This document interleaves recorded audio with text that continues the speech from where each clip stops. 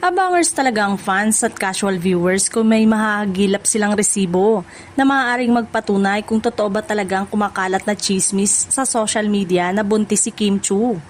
Nitong Webes, sa Kapamilya Noontime Show, nakasuot si Kim ng loose jersey V-neck shirt na mukhang in-alter sa bandang likuran para hindi ito sobrang luwag at magkaroon pa rin ng shape ang kanyang katawan.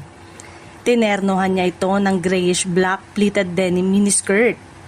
Sa simula, hindi talaga gaanong maaaninag ang tami ng aktres dahil sa kanyang suot pero kapansin-pansin na ilang beses niyang inaayos ang laylayan ng kanyang shirt nang umaangat ito habang nakikipagtsikahan kina Ann Curtis, Vong Navarro at Jong Hilario sa stage. Gayunman, kahit maingat si Kimi, nahagip pa rin ng kamera ang kanyang tiyan nang umakyat siya sa audience para kausapin ang isang madlang people.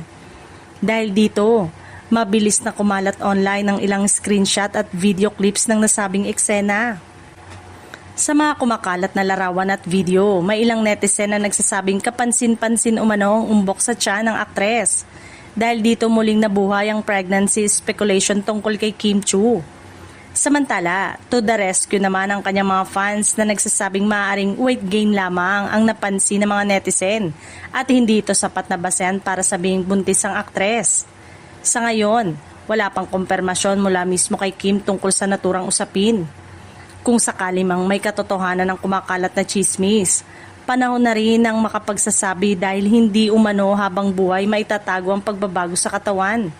Kaya mas mabuting hintayin na lamang umano ang anumang opisyal na pahayag mula kay Kim Chiu.